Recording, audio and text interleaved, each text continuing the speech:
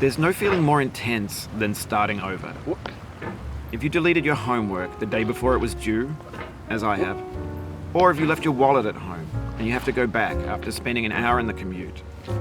If you won some money at the casino and then put all your winnings on red but it came up black.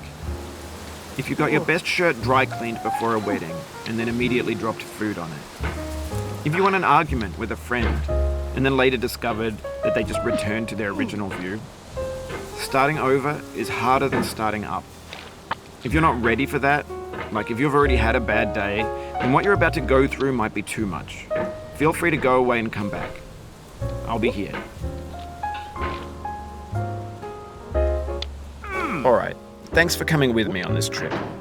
I'll understand if you have to take a break at any point. Just find a safe place to stop and quit the game. And don't worry, I'll save your progress, always, even your mistakes. This game is a homage to a free game that came out in 2002, titled Sexy Hiking. The author of that game was Jazuo, a mysterious Czech designer who was known at the time as the father of B games. And B games are rough assemblages of found objects. Designers slap them together very quickly and freely, and they're often too rough and unfriendly to gain much of a following. They're built more for the joy of building them than as polished products. In a certain way, Sexy Hiking is the perfect embodiment of a B game. It's built almost entirely out of found and recycled parts, and it's one of the most unusual and unfriendly games of its time. In it, your task is simply to drag yourself up a mountain with a hammer. And that act of climbing, in the digital world or in real life, has certain essential properties that give the game its flavor. No amount of forward progress is guaranteed. Some cliffs are too sheer or too slippery. And the player is constantly, unremittingly in danger of falling and losing everything. Anyway, when you start Sexy Hiking, you're standing next to this dead tree that blocks the way to the entire rest of the game. It might take you an hour to get over that tree, and a lot of people never got past it. You prod and you poke at it, exploring the limits of your reach and your strength, trying to find a way up and over. And there's a sense of truth in that lack of compromise. Most obstacles in video game worlds are fake. You can be completely confident in your ability to get through them once you have the correct method or the correct equipment or just by spending enough time. In that sense, every pixelated obstacle in Sexy Hiking is real.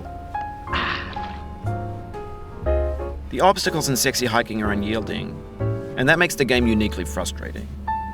But I'm not sure Jazuo intended to make a frustrating game. The frustration is just essential to the act of climbing, and it's authentic to the process of building a game about climbing. A funny thing happened to me as I was building this mountain. I'd have an idea for a new obstacle, and I'd build it, test it, and it would usually turn out to be unreasonably hard. But I couldn't bring myself to make it easier. It already felt like my inability to get past the new obstacle was my fault as a player rather than as a builder. Imaginary mountains build themselves from our efforts to climb them, and it's our repeated attempts to reach the summit that turns those mountains into something real. When you're building a video game world, you're building with ideas, and that can be like working with quickset cement. You mold your ideas into a certain shape that can be played with, and in the process of playing with them, they begin to harden and set until they're immutable, like rock.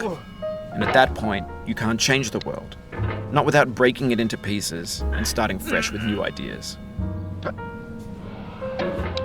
For years now, people have been predicting that games would soon be made out of prefabricated objects, bought in a store and assembled into a world. And for the most part, that hasn't happened, because the objects in the stores are trash.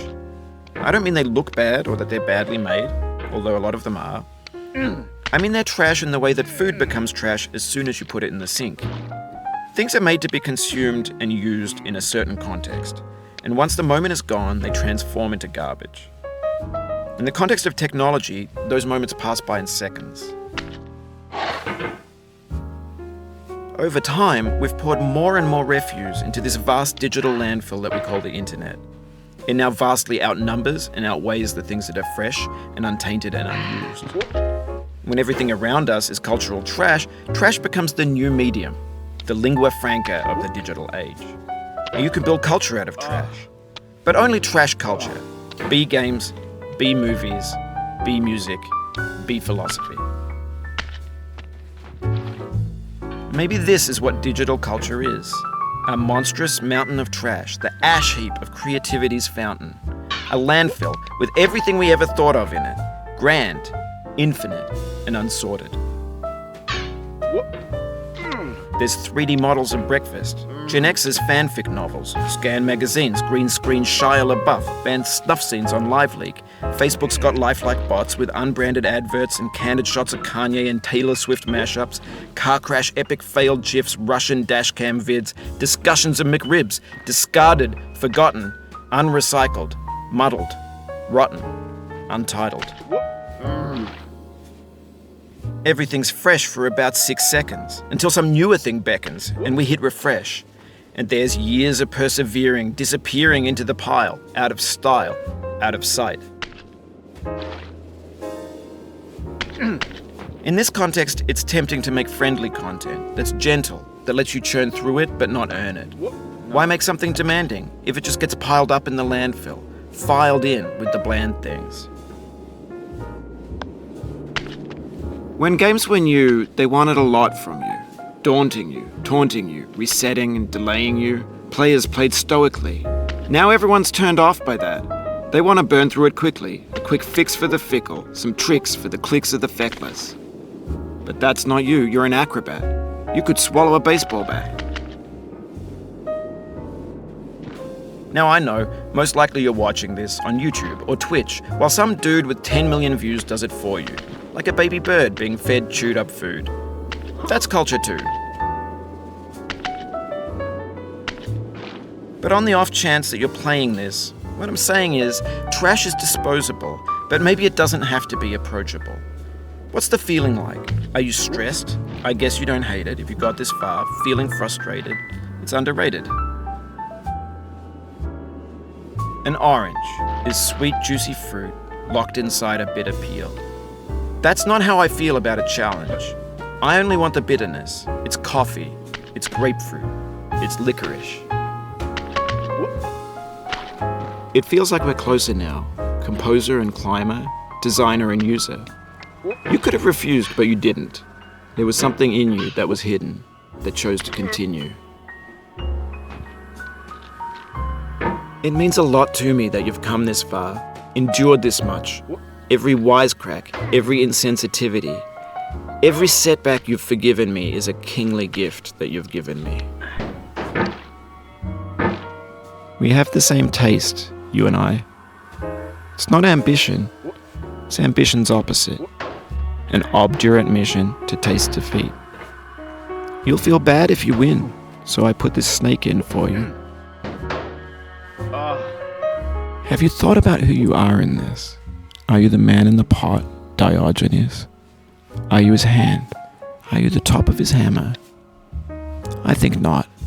Where your hand moves, the hammer may not follow, nor the man, nor the man's hand. In this you're his will, his intent, the embodied resolve in his uphill ascent. Now, you've conquered.